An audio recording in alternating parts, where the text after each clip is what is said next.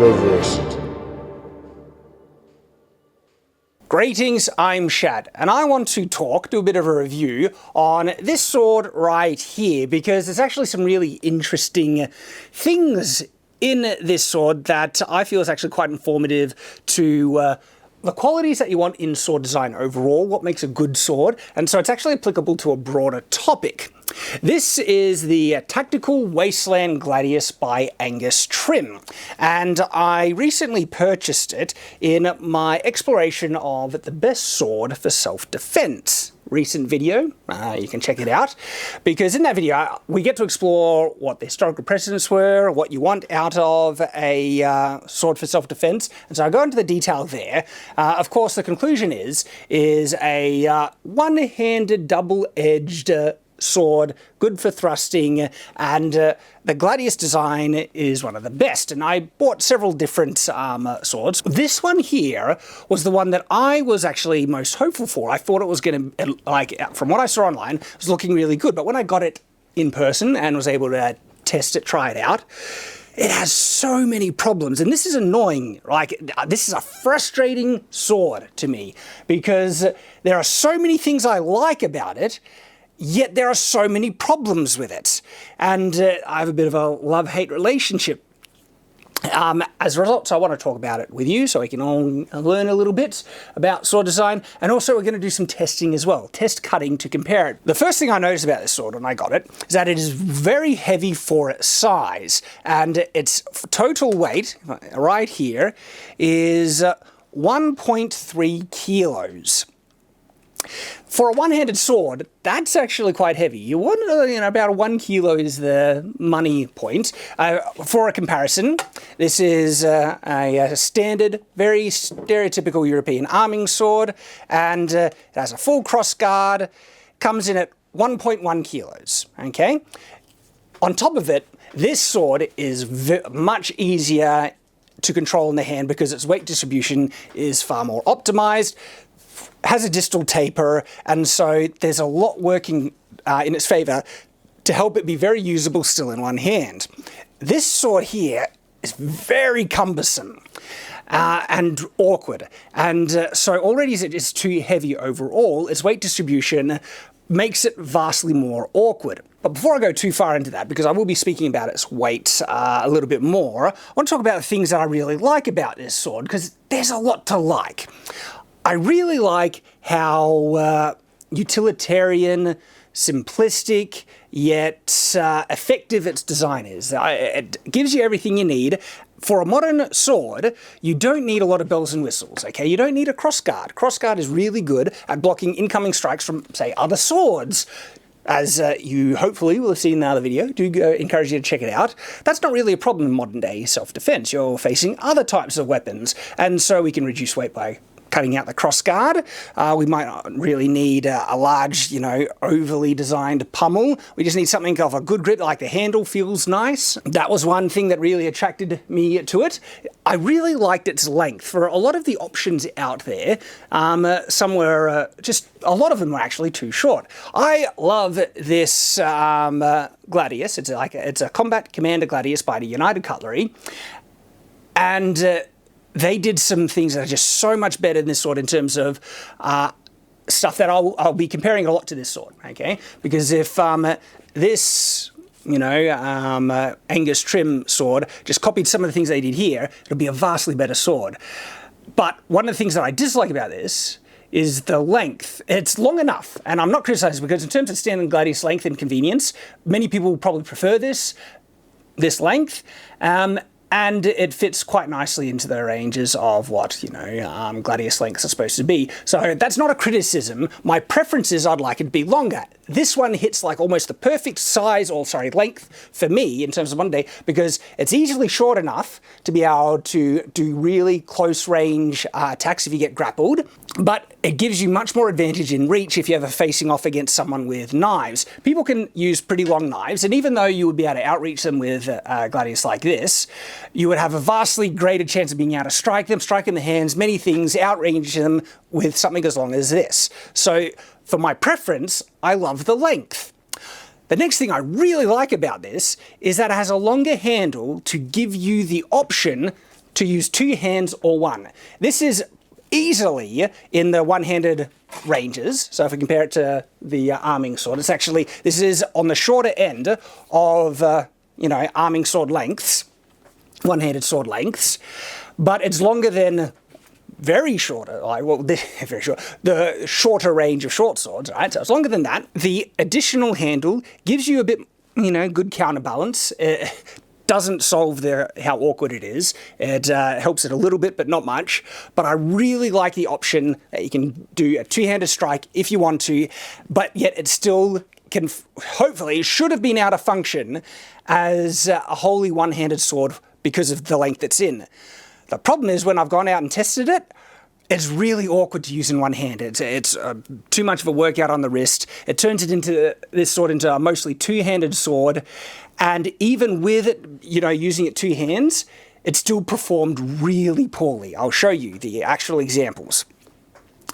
So that's annoying because this extended grip, two-handed grip, should give you an option, not mainly require you to use it like that. So it should be able to function really well in one hand, and then if you have the room, you can do two-handed to get more leverage in the strike.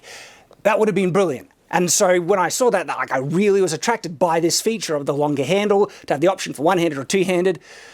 It just failed in terms of its weight, and you can't really use it very well in one hand as a result. And that's really frustrating because I would love a sword of this length, versatile for personal self-defense. It's concealable enough.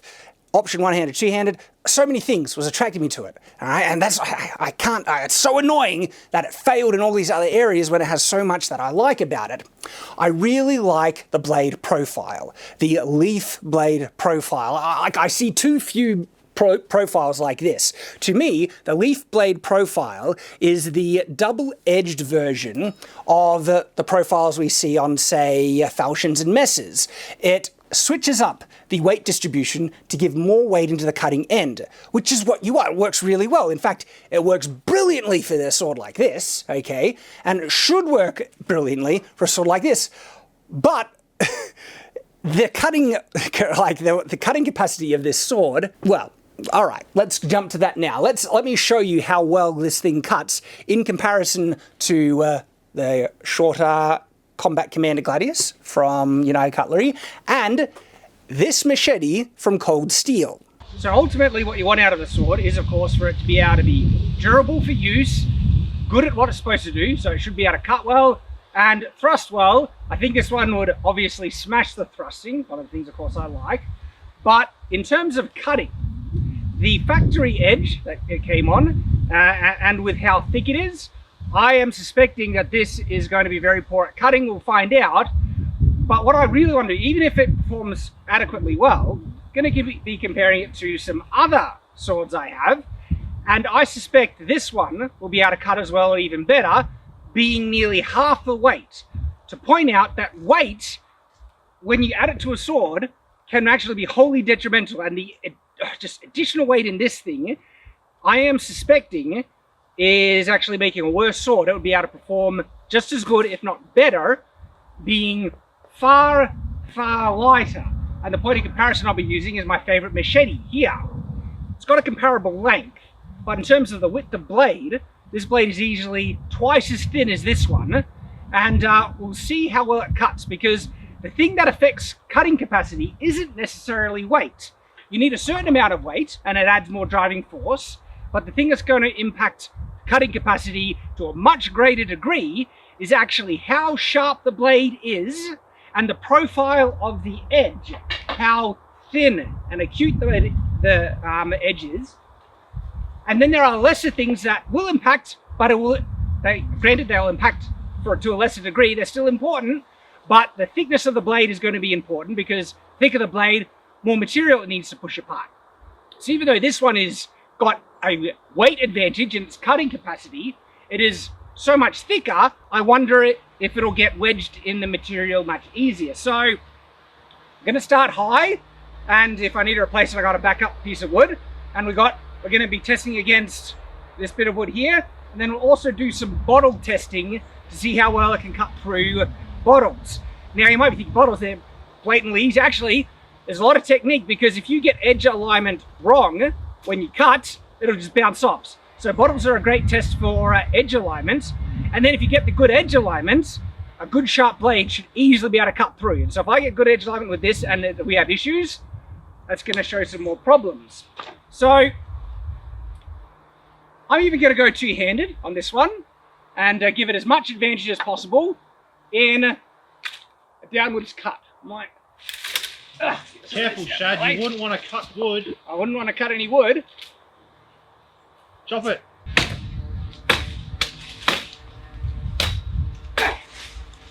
Love this machine. This is such a good machine. Oh, look at this. Much better. Okay, so I want to come down right here. So the actual cut probably went to about there, I think. So we're looking about yay deep on a cut. The wood starts to jam the blade, and so there's a natural tendency to get it to curve down when you do it. All right, so there's that one. Let's compare it to a one-handed strike.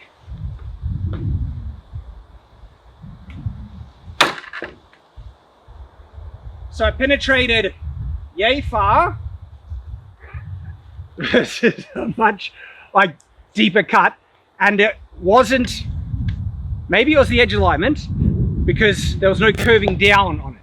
So maybe I'll try another one with this other one, but look how deep penetrated in. This one only got it so far, instantly started to curve down, and I feel it's because it started to get wedged, stopping the blade, and so it needed to be able to push aside room to let more of the blade in, which meant pushing out the wood this way, which got it to curve down.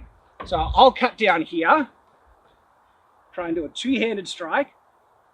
Does that count? Because it broke it because of the extra weight. The actual cut... It's in half, isn't it? Half is half. I'm not sure that counts. The cut ended there, and then it was just the additional weight and mass that pushed it apart, and it split across the grain. To me, it actually cut. Look at how wide this needed to be forced apart. Do you see the angle to allow the blade to fit in? That's how wide it needed to push apart. Compare that to this one right here. You see a bit of a difference in how thin blades operate as opposed to thicker blades. The additional driving force that was able to split it must be acknowledged. That is additional force, but that was blunt force, not cutting force. The cutting force ended right there. So if you want to just bash something with a stick, yeah. And the point about cutting and swords, you want them to be able to cut well enough. You don't need overkill, and adding additional weight, it's not necessary. Let's do a downwards cut, just straight on the wood here, and compare depth. All right, so here, two-handed. All right, we got that deep. One-handed. Same depth. Difference is, that was a one-handed strike versus a two-handed strike with a smaller, lighter sword versus a much heavier, cumbersome sword. Yet in this test, they cut equivalently well. I want to do some more cuts on a sideways target to get some better comparisons. Can I get someone from Oz? Could you hold this? Yeah, Shad, let me hold your wood for you. Thank you. Very stiff and long. To be properly fair, I should only do it one-handed, but that makes this sword put it at a severe disadvantage because it's so heavy. It's much harder to accelerate with one hand than the other one, and so I reckon this will actually be cut pretty garbage in one hand. But let me test it out with a one-handed strike. Couldn't even maintain edge alignment then because of the weight. That's pathetic. That's pathetic. All right, compare it to a big two-handed strike. Ah! Didn't do too much better, did it? But look at that, see? It's so thick! Look at the angle that it needs to split that wood apart to even wedge in. It's pathetic. One last one for good measure, then we'll compare it to the other sword. I'll try and...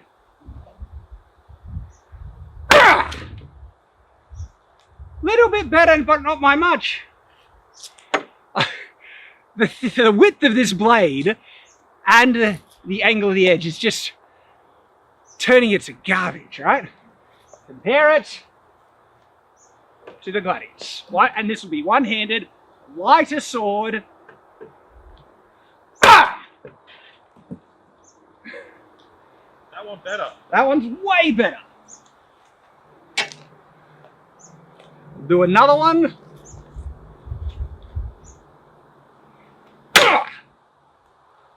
That one I felt the edge twist, so I knocked it off the screw. Left-handed strike, eh?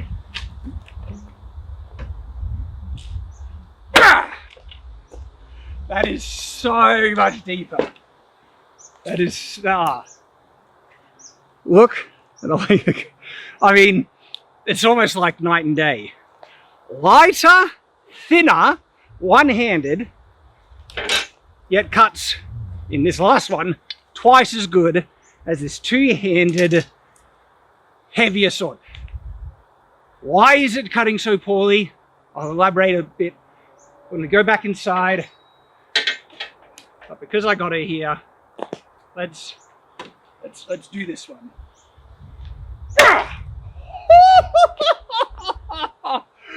Holy crap! You see how deep that went in? I freaking love that machete, man! Look at how deep that went in. Why does this machete cut so well? I'll tell you why. The steel is good enough. It's not the best steel, but it is still high carbon. It's got its spring, okay? The blade is thin, and the edge angle is really narrow. That's the main thing that's doing it. And all you need is that, and you'll have a really good cutting sword. It also has great weight distribution because of the shape. It focuses a bit more weight at the cutting end. It's not excessively long, so none of the force is getting absorbed by the flex of the blade. It's all getting driven right into the target. And as a result, do a backhanded strike. Ah! Love this sword, man. Friggin' love it.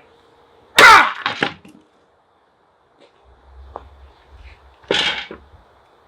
This is the cold steel machete, by the way, if you're wondering.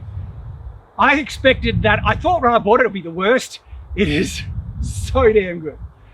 And it just goes to show you how important elements in design are when you want a good sword. And why this one annoyingly frustrating, because as I mentioned at the beginning of this video, there's so much I like about it, yet there's so much wrong with it.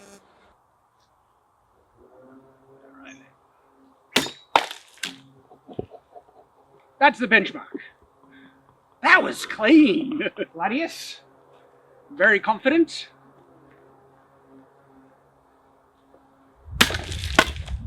Edge alignment was off. So this is why cutting bottles is good.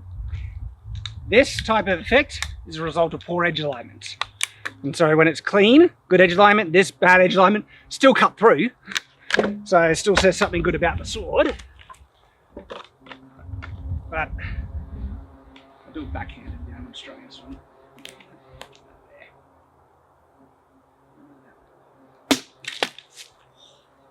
That's butter smooth. That's what you want. Look at that. This edge is about as sharp as the machete, but it's just so much wider. And so if the machete could got through with its sharpness, this should too, but that means thickness of the edge, thickness of the blade, that's all going to be what will be affecting it. It better. If it can't,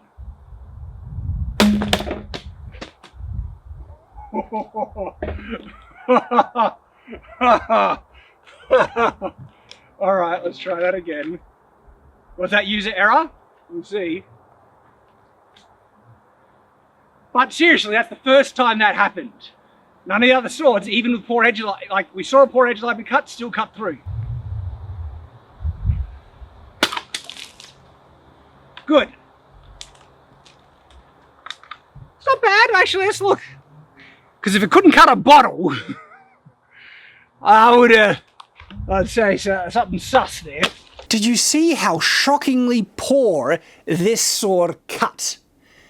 It's horrible.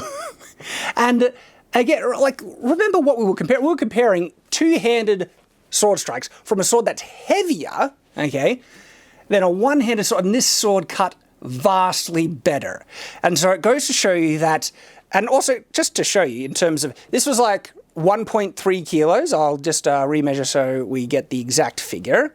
And so 1.33 kilos compared to this, 0.6.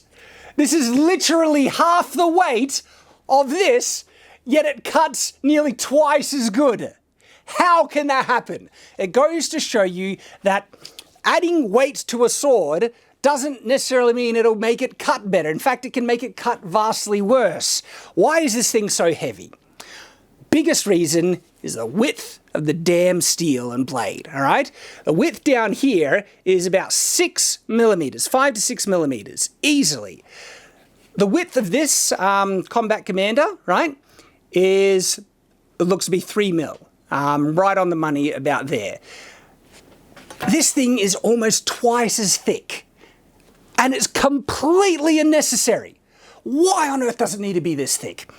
It doesn't need to have such a robust edge. You're not chopping against steel or armor or anything like that. And only those are the situations where you might want a stronger edge. But no, you're going to be coming up against like cloth, skin and things like that. You do not need such a damn thick hunk of steel. You could cut the width of this steel down by half, and the sword would perform vastly better if it had a better edge profile. But in terms of handling and performance, oh, it would be so much more maneuverable and versatile as a result.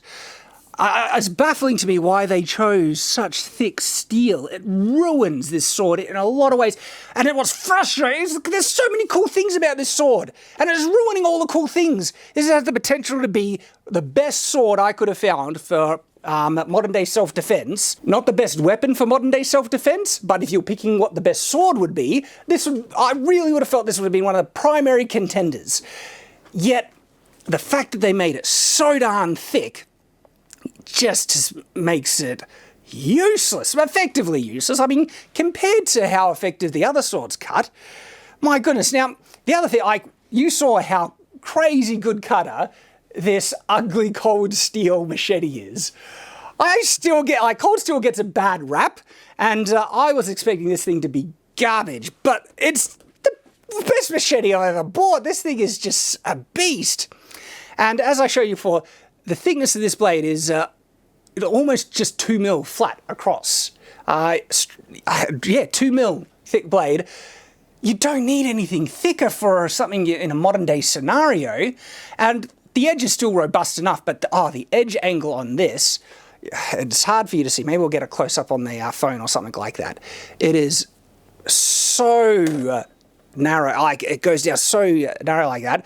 It really works out. And this is the thing. Look at the range, all right? This sword, if it was made properly, honestly, should weigh about the same as this cold steel machete. In terms of length, they're comparable in length, the counterbalance there, but I'll just show you how much this cold steel machete weighs in comparison. So this was 1.3 kilos. This cold steel machete, God, it's 0.6 kilos. Oh, that's as heavy as this. It's as heavy, but it's so they weigh the same. I was actually not expecting that. Wow, that's a surprise. Here we go. But it shows you that, man, you can get a sword of this length down to 0.6 kilos, and it is a beastie cutter. It's an insanely strong cutter. And so this sword here, the Angus Trim sword, should be able to cut, in my opinion, as well as, if you want a good quality product, it should have been a really good cutter anyway. It's pretty darn bad out of the box. But it has the capacity to cut as well as this. The blade profile, focusing weight at the top end, all right? If it was thinner, and then if they just got that stupid, crappy factory edge down, like, I don't know what they do, but this factory edge, it's the same problem that I've had with this machete here. So I have a video testing this machete against the cold steel one, because I thought this would have cut really well. Check out the video, it's right there. And just check out, you'll see if you watch it, how vastly different. And the problem that this one has, this could be a beastly cutter, but the edge profile is horrible. Instead of like a nice narrow edge, it's almost like that. Well, that's the same with this one here. And what's like, this sword would be able to cut vastly better, even if we didn't change anything else, if they just narrowed that edge down decently. But they don't. It's almost like that. It's almost on a 40-degree angle, it's that bad. It's not 40 degrees exactly, but this edge angle is just atrocious. And you saw how badly cut, it wouldn't fix it, because the other big problem that this sword had from the cut test that you saw wasn't just the fact that the edge angle was horrible, because it was so darn thick. The blade is so thick, it had to push apart so much wood to the point that it just got wedged in the wood and wouldn't, like, so the width of this blade is ruining the sword, not just for weight, it's also ruining it in its cutting capacity, because it just gets wedged in the target, because it needs to push so much material apart. Now you might say, well, you wouldn't run into that much of a problem with flesh. First of all, because the edge angle is so wide, it'll have a lot more trouble biting in to flesh, okay? And second, it'll have even more trouble when it runs into something like bone or whatever. Now, it's a bit of a dark topic, but I mean, you want a sword to be able to cut as good as possible, so you get the option to hold back on the arm force if you don't want to do a deep cut. But if someone's trying to kill you and you need to end the conflict there, you want as powerful cut as possible. And the blade profile of this, the width and everything like that, I mean, you would almost do better just trying to knock them out. It's heavy, it's like a stick with a slight edge on it, or a metal bar with a slight edge, and that doesn't redeem it in any way because it has enough weight to knock someone out, because then you just buy a metal bar. This is supposed to be a sword, it's supposed to cut, it's supposed to be far more elegant, and it's supposed to not need nearly as much force to do stopping lethal power. And it just goes to show you that a sword that is half the weight, one-handed, all right, is capable of cutting nearly twice as good as a sword that is longer, twice as heavy, and two-handed, because cutting capacity in swords is a really interesting, sophisticated science, actually, when you design a sword. Now, I hope Angus Trim, because like I said, I would love if they had a sword like this and just fix these issues, all right? So, big ones, make it half the width it is at the moment, and fix that horrible edge angle, the people who make this. The tactical Wasteland Gladius designed by Angus Trim, and maybe even try and be a bit more sophisticated, put a bit of a distal taper on it to give more control in the hand. So it would be a really good one-handed sword that gives you the option for two hands. And then I think this would have the potential to be the top sword for personal self-defense if you have the preference for having a longer blade. But because of just some very significant points of failure, this sword is crap, which is heartbreaking because there's so much I like about it. So there we go. That's my review, that's my thoughts on those swords, and because they just performed so well, I will give another shout out to the Combat Commander Gladius by United Cutlery. They, the edge angle is so beautiful. Like, granted, I got Cult of Athena to add their additional sharpening, but even without that additional sharpening, I can see the profile that they have on this edge right along these lines here. It's really thin and light. And then the blade is, you don't need it to be overbuilt, over bulky and stuff. And if you think that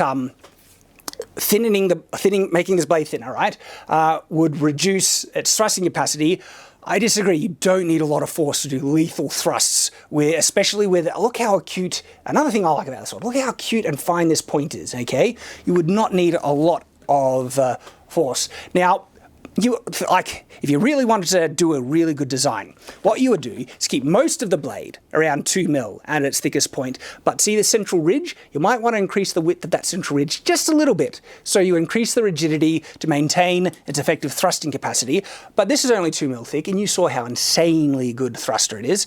It's about a 3 mil thick blade. This machete here probably wouldn't be able to thrust brilliantly even if it was aligned and had a central tip because it's so flexible. And so there's a chance that when you thrust, instead of going in, it flexes out of the way. But you could fix that by just making the central ridge a little bit thicker, and it'll do the job. This one doesn't, it's not, it's made as a tool.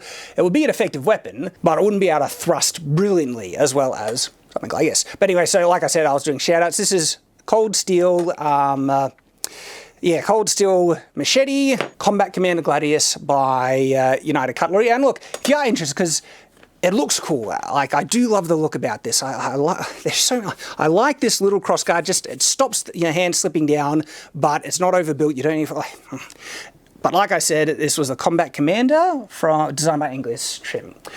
Thank you for watching, guys. I hope you've enjoyed. There were some interesting things that we got to talk about, which is why I wanted to do this review. And if you have any thoughts to share, if you own any of these swords, let me know of what your experience has been in the comment section down below. I hope to see you there. I hope to see you on the next video. And until that time, farewell.